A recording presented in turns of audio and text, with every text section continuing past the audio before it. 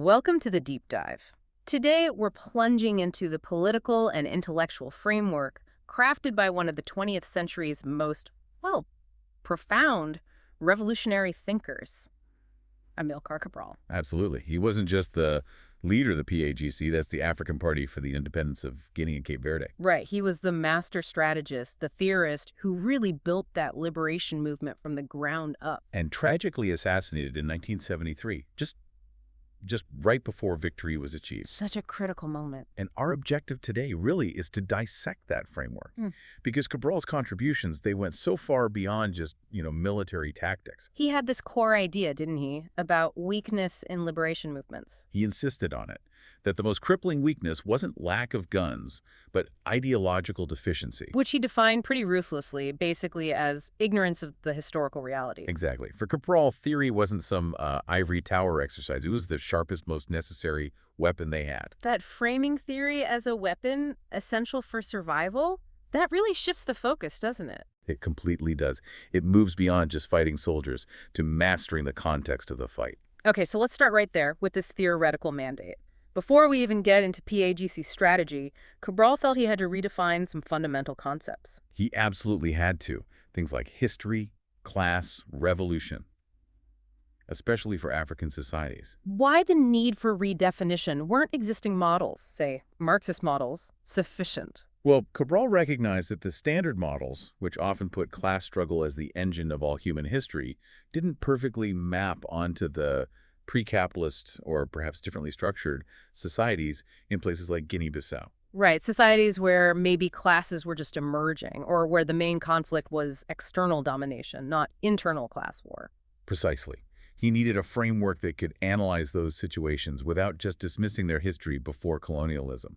So if not always class struggle, what did he identify as a deeper, more permanent driver of history? He argued it was the level of development of productive forces. Productive forces, meaning? Basically, humanity's capacity to harness nature, technology, how work is organized, knowledge.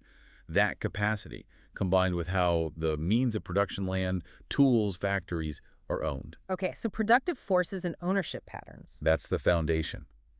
Class struggle, he argued, is absolutely vital, central even, but it becomes the main driving force only during specific periods. Periods when those productive forces have developed enough to allow for private ownership, surplus, and social layers.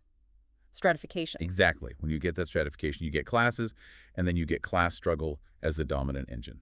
That's a really crucial methodological step. By centering productive forces, he could analyze societies before feudalism or capitalism without saying they lacked history. Yes, and it led him to outline these three broad stages of human society based on this metric. Let's unpack those. What's the first stage? First, the horizontal stage. Think early societies, maybe hunter-gatherers, early communal farming. Productive forces are low. So not much surplus. Right. And means of production, like land, are often held communally.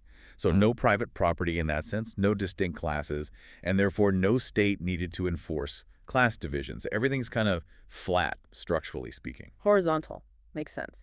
Then things develop and we get the vertical stage.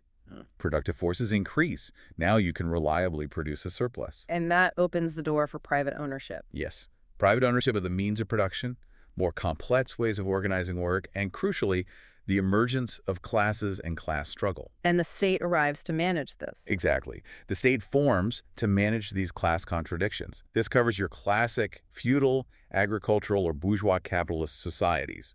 This is the stage where class conflict really is the main engine of historical change. Okay, so horizontal, then vertical, and the goal of the revolution, to get back to horizontal. Sort of. A return to horizontality, but on a much higher level. This would be the socialist or communist stage he envisioned. Higher level meaning? Meaning, you retain the advanced productive forces developed during the vertical stage, but you overcome the class divisions. The state, having done its job in the vertical phase, would progressively wither away. So communal structure returns, but with advanced technology and production, freedom from scarcity, not just freedom from a king. That's the idea. Ultimate freedom from material scarcity enforced by a class system. Wow. Okay, so if the whole point of history, the whole mandate, is to free these productive forces, that completely reframes national liberation. It has to. It can't just be about getting political independence, a flag, an anthem. So what is true national liberation? in Cabral's view? It is the regaining of the historical personality of a people. It means getting back onto their own path of development, the one violently interrupted by colonialism. And objectively, that means. It means freeing the process of development of the national productive forces from all foreign domination, letting that engine run for the benefit of the nation itself. And if you don't achieve that economic liberation, that freedom of the productive forces? Then independence is just empty words. That's his stark warning. A warning against neocolonialism, essentially. Absolutely. He saw it coming. Imperialism didn't colonize to develop Africa in the way capitalism developed Europe. It wasn't there to industrialize or raise living standards broadly. It was purely extractive. Right. Multiply surplus value, ship it home. Right. Colonialism caused stagnation, paralysis, even regression in the historical process for the colonized. So the revolution had to be a total reversal of that paralysis, ensuring wealth generated stays and builds the nation's capacity. Exactly. If all you get is political office, but the economic strings are still pulled from outside, you haven't freed the productive forces. You haven't achieved liberation. Okay, if freeing the productive forces is the core material goal, what prevents the old colonial values and systems from just rushing back in to fill the vacuum after independence? What's the non-material shield? That's where culture comes in. For Cabral, culture is absolutely indispensable. It's not secondary. Right. Let's unpack this then, the role of culture. It's not just songs and dances for Cabral. Not at all. Culture for him is fundamentally material in its roots. He defines it as the vigorous manifestation on the ideological or idealist plane of the physical and historical reality of the society. Okay, manifestation of the physical and historical reality. So it reflects the productive forces. Precisely. It reflects the economic base, the way society organizes itself materially. Culture is inseparable from the nation's actual history, its material existence. It's the superstructure, but deeply, deeply rooted in the base. And if culture is that closely tied to a people's own historical path, Then imperialism has to try and crush it. It's a fundamental threat to domination. why? Because it keeps the memory of that independent historical path alive. Exactly. Imperialism is, by definition, the violent denial of a people's history. If the culture, the language, beliefs, social structures, collective memory survives, it's a constant living contradiction to the colonial system. It's like a seed of resistance. He called it cultural resistance, which is indestructible. The colonizer fears it because a strong cultural life can always fuel political, economic, or armed resistance. Foreign domination is never truly secure if the indigenous culture remains vibrant. It's a source of identity, of political memory. So the liberation movement itself, the PIDC in this case, becomes a political expression of that culture. Yes. The organized political expression of the culture of the people. Culture provides the bedrock, the spiritual strength. He said it's an inexhaustible source of courage, allowing people to make incredible sacrifices to accomplish miracles against a much stronger enemy. That cultural strength is vital, but it also highlights a central paradox, doesn't it, regarding the leadership of the movement. It really does. The vanguard Cabral identified was the indigenous petty bourgeoisie. The educated elite, the ones who had enough colonial education and exposure to actually initiate the movement. Right, but they were also the class most vulnerable to being cut off from that very culture, culturally alienated. Okay, let's talk about this group. The clerks, lower admin staff, maybe some professionals like Cabral himself, an agronomist. What was their specific cultural bind under Portuguese rule? He called it a frustration complex. These were the assimilados people given just enough education, just enough exposure to Portuguese culture and expectations to sort of internalize them. But never fully accepted. Never. Cabral talks about this feeling of being uprooted. You return to your village maybe, but you don't quite belong there anymore either. You're marginalized by the colonizer, yet detached from the culture of the masses, living in a kind of cultural limbo. It's that classic glass ceiling effect too, right? Cabral, an engineer, always subordinate to less qualified Europeans. Exactly. Their assimilation was often just window dressing for the colonial power. And this frustration, recognizing this dead end, both culturally and professionally, that's what could trigger the response, the famous return to the source. Seeking identity by turning back towards the masses, the peasantry, who had held onto their culture, often against terrible odds. Yes. It was a political act, really, a denial of the colonizers' claimed cultural supremacy. Recognizing that authenticity, that resistance, lay with the ordinary people. But Cabral was wary of this return being purely symbolic, wasn't he? Deeply wary. Cynical, almost. This is where he draws a very sharp line between genuine revolution and just, well, opportunistic nationalism. What was the critical caveat? He stated very clearly that this return to the source is of no historical importance unless it involves complete participation in the mass struggle against foreign rule. It couldn't just be about adopting traditional dress or invoking history. No. It had to be cemented by what he called a spiritual reconversion, re-Africanization in our case. If the elite just played the part, used cultural symbols for political gain without actually sharing the sacrifices and goals of the masses. Then it's just political opportunism, a way to grab power for themselves. Exactly. A tactic, not a transformation. Okay, so let's say this educated, often alienated, petty bourgeoisie does lead the movement successfully. They win political independence. What's the trap waiting for them? The trap is structural. They hold political power, maybe control the state apparatus initially, but they lack their own independent economic base. What do you mean by service class? Well, unlike a traditional European bourgeoisie that owns capital or a proletariat that sells labor, the petty bourgeoisie's position is often based on administrative roles, mediating roles, education. They don't inherently own the economy. So after liberation, who does control the economy? Or who could? Cabral saw two main forces, either imperialist capital from outside or the working classes and peasants within the country. The state, and whoever controls it, will inevitably align with one or the other. And the path of least resistance for this petty bourgeoisie, if they want to keep power and enrich themselves, is to become local managers for foreign capital. That's the neo-colonial trap. they transform themselves into what Cabral called A bureaucratic and commercial pseudo-bourgeoisie. They administer the state, yes, but largely in the interests of foreign companies and international capital. So the flag changes, the faces in charge change, but the fundamental economic relationship, the extraction of wealth, continues. Precisely. And that, for Cabral, is the ultimate betrayal of the objectives of national liberation, because the productive forces remain unfree. So if betrayal is one path, what's the alternative? The revolutionary path demands something almost unthinkable. It demands class suicide. Explain that. It sounds dramatic. It is dramatic. It's the only way, in Cabral's analysis, to avoid that change of skin scenario where, a black administrator replaces a white one, but for the ordinary person, nothing really changes. Same exploitation, maybe a nicer car for the new boss. So class suicide means the vanguard, the petty bourgeoisie, must actively work against its own potential class interests. Yes. They must strengthen their revolutionary consciousness, reject the temptation of becoming a new exploiting class, and fully, completely identify itself with the working classes, with the pedants, and with the goal of liberating the nation's productive forces for everyone. How does a class commit suicide? It's not literal, obviously. No, it's political. It means deliberately creating structures and a political culture that prevent them from consolidating power as a bourgeoisie. Like what kind of structures? Revolutionary democracy. Intense accountability. In the PAIGC's case, it meant leaders living and working alongside the people, constant criticism and self-criticism, building popular institutions, schools, clinics, people's stores, local assemblies in the liberated zones during the war. So they're embedding power downwards, making the state responsive to the base from the outset. Exactly. The class essentially dissolves its own potential to become a dominant, separate ruling class by building a state fundamentally rooted in and controlled by the working masses.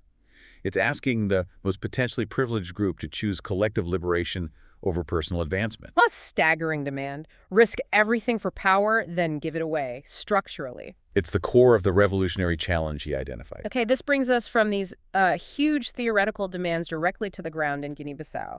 The messy reality, the revolutionary puzzle there, which didn't always fit the neat models. Absolutely. And the first big piece of that puzzle that surprised many outsiders was Cabral's analysis of the peasantry.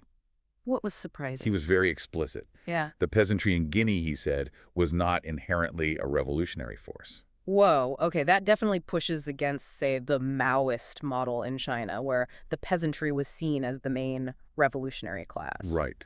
Cabral made a crucial distinction. The peasantry was the vast majority, the essential physical force for the struggle. They were the fighters. But not the political vanguard. Not in terms of inherent consciousness.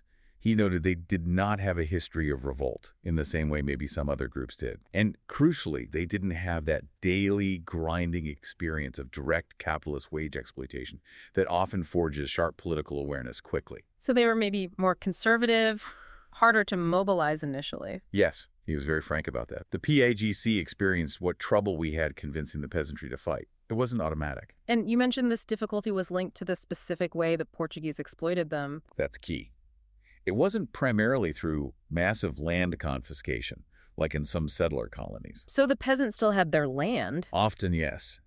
He said the colonialists did not expropriate the land, which was often held communally cooperative property of the village. So that classic grievance wasn't the main one. Then how are they exploited? Primarily through trade, through a really vicious manipulation of prices, especially for the main cash crop. Ground nuts, right, peanuts. Exactly. The Portuguese basically forced peasants into monocropping groundnuts. Then the colonial state and trading companies controlled the entire market. So the peasants had to sell low. Extremely low. Artificially low prices set by the authorities. Then the companies would sell those same groundnuts on the world market for huge profits. The peasant was being squeezed, not by losing land, but by getting cheated on the price of their labor and produce. That seems subtle. Much harder to rally people around than, say, being kicked off your ancestral land. Much harder. How do you politicize an unfair price? Yeah, it's abstract. It required incredible patience and political education for the PAIGC. So they couldn't just jump into fighting. No. They spent 3 years before initiating major armed struggle in 1963 just on active and intensive mobilization and organization in the countryside. They literally had to teach people how they were being exploited. How did they do that? How do you make price manipulation a call to arms? Cabral stressed humility from the organizers. He said leaders had to put ourselves in the position of people who came to learn with the peasants, not lecturing them. Helping them connect the dots themselves. Yes. Start with concrete things, lived experience. Why can't you afford medicine for your child? Why is imported cloth so expensive? Why does the Portuguese shop owner live well while you struggle? And then link that back to the groundnut price. Exactly. Show how the wealth they produced through their labor was being siphoned off through this unfair trade, preventing the development of schools, hospitals, basic necessities. They had to make the exploitation tangible, personal. That sounds like painstaking work. Immense work, building trust, showing results even on a small scale in liberated areas. Beyond the economics, the PAIGC also had to navigate Guinea-Bissau's internal social landscape, right? These vertical versus horizontal societies. Yes, another layer of complexity. They couldn't just apply one strategy everywhere. The pre-colonial social structure mattered hugely. So vertical societies. Right. Like the Fula people. Right. These societies had existing hierarchies, chiefs, nobles, religious leaders who held traditional authority over the peasant majority. And the Portuguese would often use these leaders. Absolutely. Yeah. Co-opt them to help manage the colony, collect taxes, ensure compliance. So mobilizing the population here was tough. You had to challenge the traditional leaders. Often, yes. It required thorough and intensive work to win over the base, sometimes against their own semi-feudal leaders. Yeah. The PAIGC had to effectively offer a more compelling form of authority and a better future. And the horizontal societies. These were more communal, egalitarian, without a strong internal state or ruling class. Think stateless societies. Easier to mobilize. Generally, yes. They were often more receptive to the PAIGC's revolutionary message because there wasn't a local entrenched elite allied with the Portuguese to overcome first. The struggle was more clearly against the external enemy. So the PAIGC's political and military strategy had to be incredibly adaptable. Tailored to the specific social fabric of each region. That was key to building unity. Speaking of unity, there was the issue of Guinea and Cape Verde. Portugal tried to play them off against each other. Definitely. That was a classic divide-and-rule tactic. They exploited the fact that due to colonial policy, Cape Verdeans sometimes had more access to education and certain administrative jobs. The job contradiction, Cabral called it. Right, trying to create resentment, separation. But the PAIGC insisted on unity. Uncompromisingly. Based on shared history, culture, community of blood, interests, and struggle, but also hard-nosed strategy. How so? What was a strategic imperative for unity? Cabral knew Guinea couldn't survive alone. If Guinea got independence first, Portugal would just use the Cape Verde Islands, which are much easier to defend militarily, being islands, as a permanent base to bomb Guinea into submission. So unity wasn't just ideological, it was militarily essential for lasting independence. Absolutely essential. It prevented Portugal from keeping a strategic dagger pointed at Guinea's heart. It showed real long-term thinking. Okay, so that's the internal picture. Complex mobilization, tailored strategies, insistence on unity. But then they faced Portugal, which wasn't acting alone. No, not at all. And this is where the struggle becomes truly international. You have this small liberation movement taking on a NATO member. And Portugal's position was kind of paradoxical, wasn't it? Its determination came from weakness. Exactly. Portugal was, as Cabral put it, the most backward in Western Europe. Huge illiteracy rates, maybe 50%, a fragile economy. So not really strong enough to dominate anyone on its own? Not really. It was in no position at all to dominate any other country without significant outside help. And this weakness is why they couldn't just transition to neocolonialism like France or Britain did in some places, cut their losses on the expense of wars. Precisely. Portugal's economy cannot afford the luxury of practicing neocolonialism. Neocolonialism requires sophisticated financial tools, multinational corporations, a local elite ready to collaborate in a new way. Portugal didn't really have that capacity. They needed direct control, raw extraction. Yes, they relied on the colonies for hard currency as protected markets, and especially for Guinea-Bissau, as a source of taxes and administration for the richer colonies like Angola and Mozambique, which were increasingly dominated by non-Portuguese foreign capital. They had to hold on to the formal empire, the overseas provinces, almost out of desperation. And they couldn't fight 3 colonial wars simultaneously, Guinea-Bissau, Angola, Mozambique, on their own dime. Absolutely not. Cabral stated it baldly. Portugal would never be able to launch 3 colonial wars in Africa without the help of NATO. So the weapons, the funding. The weapons, the planes, the bombs, the training. It was NATO enabling Portugal's wars, often justified under Cold War anti-communist logic. Did the PAIGC find concrete proof of this? Specific weapons, specific countries? Oh yes, they captured extensive evidence. U.S. weapons were found, often explained away by Washington, because of the strategic U.S. air base in the Portuguese Azores, vital for world security. Meaning Cold War logistics. Right.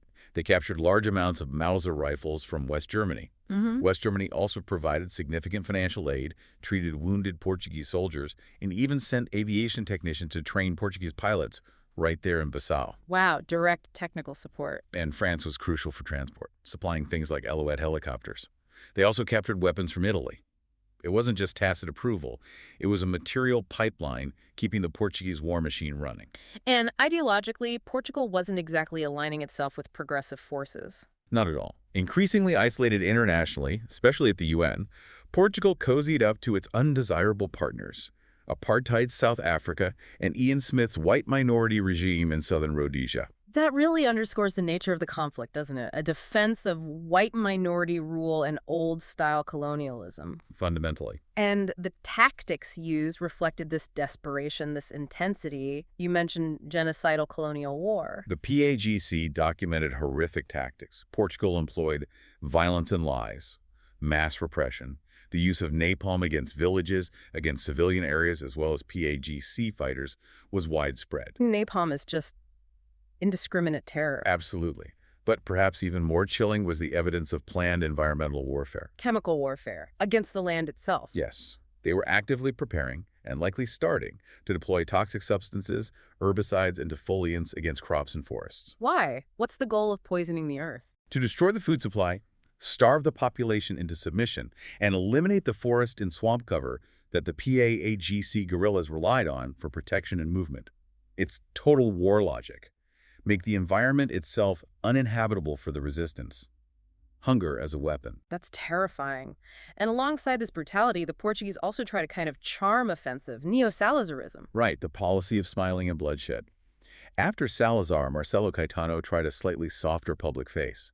Demagogic promises of development refrigerators, schools, clinics, trying to win hearts and minds, or at least confuse people. While cranking up the repression. Exactly. Intensified military action, plus psychological warfare trying to exploit ethnic differences, tribal contradictions, sow division within the population and the PAIGC. And when that failed to break the movement internally, they lashed out externally. They did. The most blatant example was the odious imperialist and Portuguese joint aggression against Conakry in November 1970. Conakry, the capital of the Republic of Guinea, which hosted the PAIGC headquarters. Yes.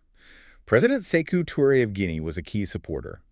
The attack, using Portuguese commandos and mercenaries, aimed to assassinate Touré, kill or capture the PIGC leadership base there, and generally destabilize the whole support structure. A major act of international aggression. Absolutely. Yeah. It showed the lengths Portugal, likely with some external intelligence support, was willing to go to crush the revolution. Yet, despite all this NATO backing, brutal tactics, geographical challenges, the PIGC not only survived, but achieved remarkable success. How? Adaptability was key. First, dealing with the geography. Guinea-Bissau is mostly flat, coastal plains, swamps, not ideal for classic mountain guerrilla warfare. No mountains to hide in. Right. So after the PIDE massacre in 1959 showed peaceful protest was futile, they had to rethink guerrilla war. Cabral said they had to convert our people themselves into the mountain needed for the fight, meaning incredibly deep political organization, popular support, using the jungles and swamps effectively, building hidden bases and relying on the population for intelligence, supplies, concealment. The people became the terrain. And their military strategy wasn't just reactive. No, it was smart. Often starting actions in the interior and pushing outwards, gradually expanding the liberated zones surrounding Portuguese garrisons. Slow, steady, deliberate expansion. And crucially, political work always followed military gains. They weren't just fighters. Never just fighters. They were building a new state as they fought. By the late 60s, early 70s, they controlled over 2/3 of the country, running schools, clinics, people's courts. Practicing what Cabral called revolutionary democracy. Yes, with that famous mantra. Hide nothing from the masses of our people. Tell no lies. Expose lies whenever they are told. Mask no difficulties, mistakes, failures. Claim no easy victories. Constant accountability. That must have built incredible legitimacy. It did. It made their claim to sovereignty far more real on the ground than Portugal's increasingly besieged administrative posts. And this internal reality, this de facto statehood, they managed to translate into international recognition. 1972 was a key year. A huge year. The PAIGC leadership, the Supreme Council of the Struggle, CSL, had decided to take a bold step, hold general elections within the liberated zones. Elections during a war. Yes. To form the first People's National Assembly, AMP. Cabral saw this as vital to resolve the crucial contradiction. They were sovereign internally, but lacked formal international legal status. So the AMP's job was? Its primary mission, when formed, was to formally proclaim the state of Guinea-Bissau, to declare independence juridically. And the world took notice. The UN did. A UN special mission managed to visit the liberated zones in April 1972. Their report was decisive. What did it say? It confirmed the PAIGC's claims. It stated unequivocally that Portugal no longer exercised effective control over large parts of the territory and that the PAIGC was the sole legitimate, authentic representative of the people. That's a massive diplomatic win. Huge. It led to the UN General Assembly recognizing the PAIGC, condemning Portugal, and affirming the right to self-determination. It isolated Portugal even further. And throughout all this, the PAIGC maintained a specific stance towards the Portuguese people themselves. Yes, very strategically. Cabral always insisted they were fighting Portuguese colonialism, not the Portuguese people. They even freed captured Portuguese soldiers. Why do that? To send a message back to Portugal, to encourage the growing anti-war sentiment, the democratic anti-fascist movement within Portugal itself. They rightly saw that ending the colonial wars was linked to ending the fascist dictatorship in Lisbon. Which did eventually happen in 1974, the Carnation Revolution. Exactly. The PAIGC struggle directly contributed to the exhaustion and collapse of the regime that sustained the colonial project. It shows incredible political foresight, even amidst such a brutal war. It really does. This deep dive just highlights the sheer breadth and depth of the PAIGC's work. Political, cultural, military, diplomatic, practical, all aimed at that fundamental goal. Radically changing the economical, social, and cultural situation. Building the foundation for real liberation, not just a handover of power. And they achieved tangible things in those liberated zones, even under constant attack. Yes, that's the crucial proof. They weren't just fighting against something.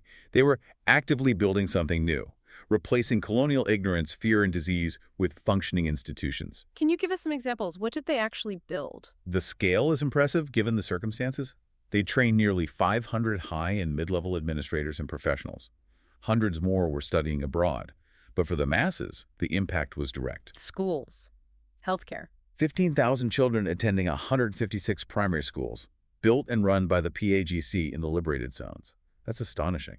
And distributing medicines, setting up basic health posts for rural people who had literally never had access to modern healthcare under Portuguese rule. So, fighting disease, fighting ignorance, quite literally. It was the material evidence that the revolution was delivering on its promise, starting to free people's potential, their productive forces, right there and then. Which brings us back full circle, doesn't it? Back to Cabral's core anxiety, the fear of betrayal. This constant warning, the fear of the change of skin. Where a black face replaces a white face in the governor's mansion. But the system remains the same. Same house, same privileges, maybe a fancier car. For the ordinary person, Cabral feared, it could end up being the same exploitation, just with a different administrator. Because the ultimate goal wasn't just political office, it was freeing the productive forces. Exactly. And if the new government, led by that same petty bourgeoisie, failed to commit class suicide, if they instead chose to ally with foreign capital and become that bureaucratic pseudo-bourgeoisie, then the revolution, in his view, would have failed. Independence becomes those empty words. that was his deepest fear, that the immense sacrifice would lead only to neocolonialism. And Cabral himself didn't live to see the final victory formalized, assassinated just months before independence was declared. Which leaves us, and you listening, with a really critical question to ponder, building on this whole deep dive. Okay. Cabral laid out this incredibly rigorous theory. Liberation means freeing the productive forces. Anything else is betrayal, potentially leading to neocolonialism, which we saw happen in many places. His blueprint demanded the vanguard commit class suicide to prevent this. So the question is, Considering what happened after independence, not just in Guinea-Bissau, but across many newly liberated states, the struggles with debt, structural adjustment, continued economic dependence, how successful were they really in fulfilling Cabral's mandate? Did they manage to prevent that ultimate betrayal? Did the productive forces truly get liberated for the benefit of the masses?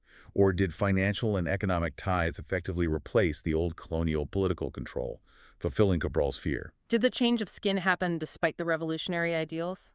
That ongoing struggle for genuine economic sovereignty, for the real liberation of productive forces, that's the echo of Cabral's warning, a challenge that remains profoundly relevant across the globe today.